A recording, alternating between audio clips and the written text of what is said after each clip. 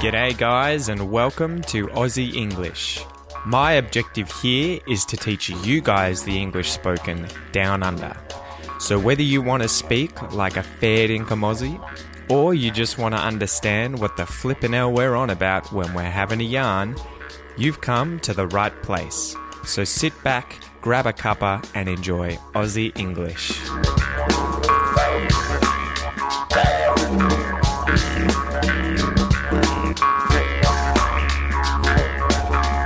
G'day guys, welcome to this episode of Aussie English. Today we are going to be covering the expression to cost an arm and a leg. To cost an arm and a leg. But first, I just want to say hello to all of the new listeners. If you're listening for the very first time, welcome to Aussie English. I hope you enjoy these episodes. All you need to do is sit back, relax, listen, and just practice your Australian English in the exercises at the ends of these episodes. So it's a Saturday morning. It's close to lunch. It's about 11:30 a.m. I just got back from a brunch, a meal between lunch and breakfast. So you normally have this between 10 and 11 o'clock in the morning, brunch. I had a brunch with my housemate Richard. We went out to a place called Hot Poppy, which is a cafe on a street called Errol Street in the suburb of North Melbourne, where I live in Melbourne. So it's not too bad. It's pretty cold this morning, so I was all rugged up.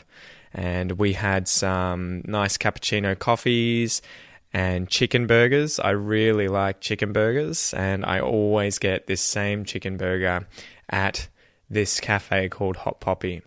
So it's amazing. It has like jalapenos, parsley, crispy, spicy chicken, and then some really nice aioli sauce that goes with the bun, and you get a little bit of chips on the side. So it's not the healthiest meal, but it is incredibly tasty. So we drove out, did that, hung out there for about an hour or so, and then just got back a few minutes ago, and I decided to make this episode.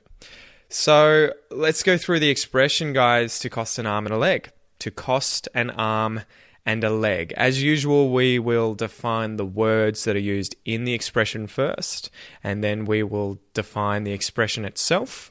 So the verb to cost is for something to require the payment of an amount of money before it can be acquired or done. So if it's a thing, before it can be acquired, you have to pay a certain amount of money. If it's an action, you have to pay a certain amount of money before it can be done. To cost. So you could say that today at Hot Poppy, the chicken burger cost $18. It cost me $18. So that's the verb to cost. To cost. An arm, I'm sure all of you know what an arm is. It's one of the two upper limbs on the human body that extend out from the shoulder. And a leg is one of the two lower limbs on the human body that extend out from the hips. So your limbs, your arms and your legs, your limbs. I'm sure you guys know what those are. So as a whole, though, the expression to cost an arm and a leg, as a whole expression, the phrase cost an arm and a leg is used to describe anything that is considered to be extremely expensive or excessively pricey, that is, to cost more than it really should. And so if a person thinks the cost of something is unreasonably high, they may use this common idiom to describe the price of this thing or the cost of this thing.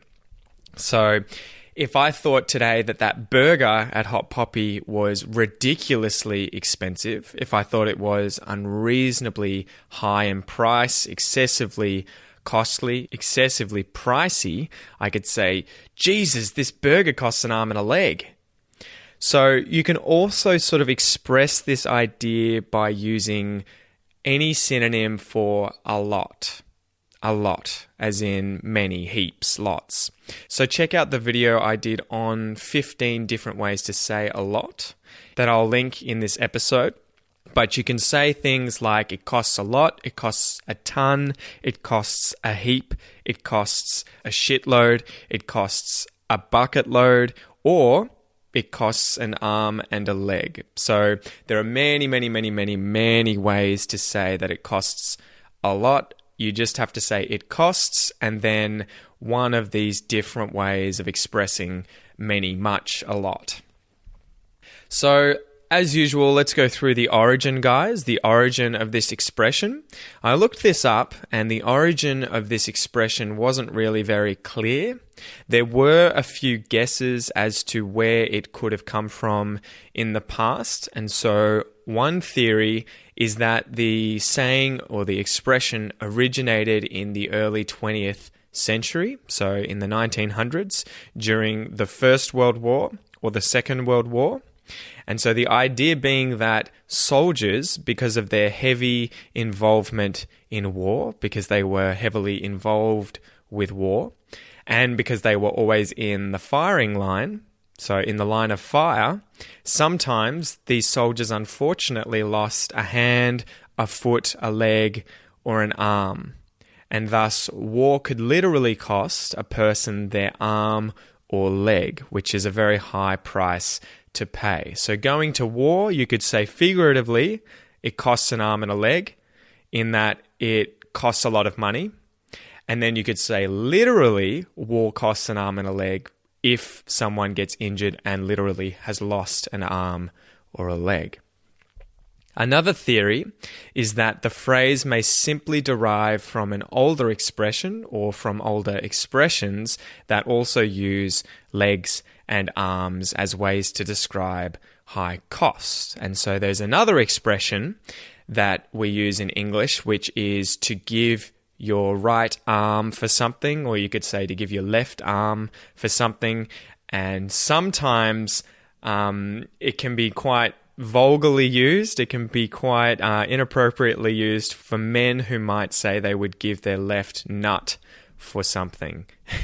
So I wouldn't use that, but I felt like mentioning it because it's funny. And when they say nut, nut is a slang term for testicle. So sometimes vulgar men will use this kind of comment to talk about a woman that they would like, or something incredibly expensive that they would like. And so the expression, I would give my right arm for something, this dates back even earlier. So this dates back to a time in the 18th century, so the 1700s, whereas the earliest recording for something to cost an arm and a leg dates to 1951, so the middle of the 20th century, post-World War II. So as usual, guys, we'll go through some examples, although we've already gone through a couple there. So imagine number one, that you are trying to buy a house in Australia. So this is something I'm currently faced with as someone who is in the first part of their life, doesn't own a house yet. Housing prices in Australia, in Sydney, and then Melbourne in particular as well, are insanely high. They're ridiculously high. For instance, pretty much any house within 30 minutes of the Melbourne CBD is going to cost $600,000 or more to buy. It's going to be above $500,000. And so there's the big housing crisis in Australia for young people who are trying to buy their first home, and they can't afford it because of the ridiculous house prices. And so you could say that buying a house in Australia costs an arm and a leg. It costs an arm and a leg to buy a house in Melbourne. It costs an arm and a leg to buy a house in Sydney. It's going to cost us an arm and a leg to buy our first house. Houses cost an arm and a leg. Example number two, imagine that you are sending your kid to a private school in Australia. So I went to a private school in Geelong called Geelong College, and it was a pretty nice school. It was a little pretentious for my liking, where they were a little bit snobby and up themselves, especially the rich kids that went there. So my family wasn't rich by any stretch of the imagination, but Geelong College was the best option my parents decided for a high school to send me to in that area. And so they sent me there. My parents decided that they wanted to send me to Geelong College, but it came at a high price. And so in Australia, we have public schools, which are only funded by the government, and these tend to be the schools that most people go to because they're a lot more affordable. And then we have private schools, which are funded primarily by fees that people pay to send their children there, but they also receive money from the government. And so there's quite a bit of an argument between how much money they should receive from the government compared to public schools, etc., that goes on in Australian life and Australian media quite a bit. And so these schools can actually cost upwards of $20,000 a year when I was a teenager. So they're ridiculously expensive. It's probably even more nowadays. So I could say that it cost my parents an arm and a leg to send me to private school. It cost my parents an arm and a leg to send me to Geelong College, to that private school. Going to a private school costs an arm and a leg. And I could say that private school fees cost an arm and a leg in Australia and probably anywhere in the world, I think. So number 3, imagine that you have a court case. So you're going to court, you're going to sue a dodgy, sketchy, unscrupulous company. So imagine you're a tradie, you've been working on a work site. So this is where tradesmen go to work, and the safety there is really bad. The safety standards are really poor. The company that is organizing the work that's done there, that owns the job, is really dodgy. They're really sketchy, meaning that they are untrustworthy. They cut corners. They bend the rules in order to try and save money with regards to the cost, in order to try and save money at the cost of your safety. And maybe they're trying to get things done as quickly as possible. So you end up getting injured somehow. Maybe you fall from some scaffolding because there wasn't a protective barrier there to keep you and other workers safe. And so your boss and company should have had the right safety precautions in place so that this incident wouldn't have happened. And so because this happened, it was reported to Workplace Health and Safety, and this is the organization that represents people who are injured at work, and they make sure that companies have a safe work environment for their employees. So you and the Workplace Health and Safety end up taking this dodgy company, this sketchy company, to court. You want to sue them, so you want to take them to court and say they need to pay a certain amount of money, and maybe it is an incredibly large amount of money. So you want to sue them for $1 million. And imagine that if you win, you could say that because this dodgy company didn't care about safety, its workers went and sued the company and it cost the company an arm and a leg. So being sued cost the company an arm and a leg. And if the injury had been so severe that you actually lost an arm or a leg, then you could say that working for this dodgy company, working for this sketchy company, this untrustworthy company cost me an arm and a leg, literally. But then I sued them for $1 million and it cost them an arm and a leg, figuratively. So hopefully you get the expression to cost someone or to cost something an arm and a leg now, guys. Hopefully there's a lot of good examples in this episode, and as usual, let's go through a little listen and repeat exercise. So listen and repeat after me, guys. Practice your pronunciation. If you're trying to practice your Australian accent, then say things exactly as I say them. Let's go. To cost. To cost. To cost an arm. To cost an arm. To cost an arm and a leg.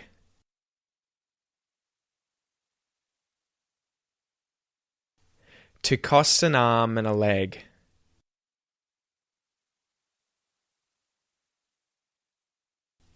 To cost an arm and a leg.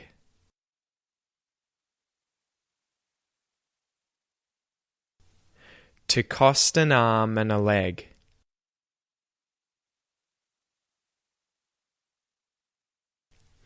It costs an arm and a leg.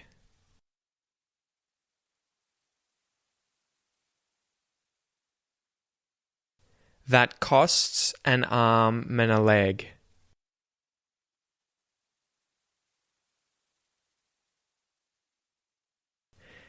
This costs an arm and a leg.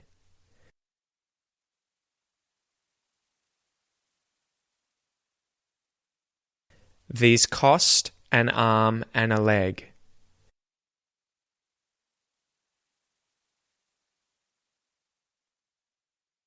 Those cost an arm and a leg.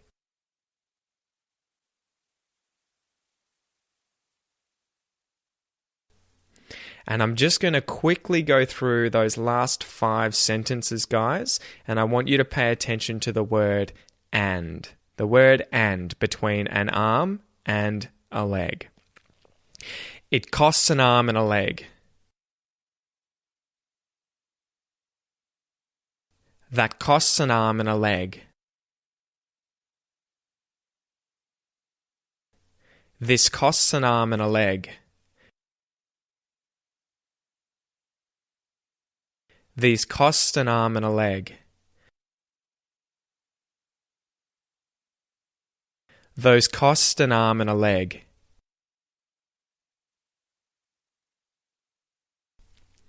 So the reason I wanted you to focus on the word and is because quite often this word really gets reduced down to just an n sound. An n sound. So not only does the D at the end of and sort of disappear and it becomes an a leg, but also the A at the start can disappear where it will become arm and a leg, arm and a leg, arm and a leg. And it just becomes a lot more fluid, a lot more easier for natives to speak incredibly quickly. And so we're going to be focusing on practicing this sound of how and is contracted in this episode of Aussie English. We're going to do it in the Aussie English supporter pack. There's going to be exercises for you guys to practice how to pronounce the word and like a native. But for everyone who's just listening now, let's go over these 4 sentences and I'll say them at native speed for you to listen and practice your pronunciation quickly. Him and I. Him and I. The cat and the dog. The cat and the dog.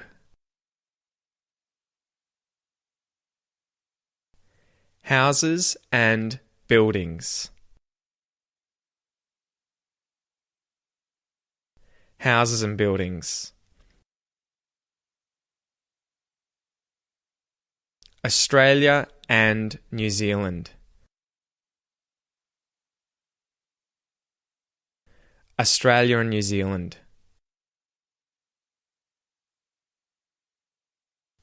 So that's it for this episode, guys. I hope you enjoy it. And remember, if you want bonus exercises to increase the speed of your learning of Aussie English, definitely check out the Aussie English supporter pack. It's $1 to try it for a month, and you'll get a heap of bonus exercises.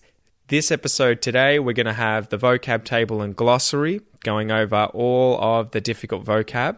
We're going to have listening comprehension questions for this episode. We're going to have substitution exercises focusing on the phrasal verbs to end up and to wind up. And then we're also going to have slang that we went over in this episode, a pronunciation and connected speech exercise targeting the word and then we're going to be practicing the past tense in the grammar exercise. So I hope you have a great weekend, guys, and I will chat to you soon. All the best. Hey guys, thanks for listening to the Aussie English podcast. I love podcasting for you, and I think it's one of the most effective ways to learn a foreign language. To help you guys learn even faster, I have created the Aussie English supporter pack.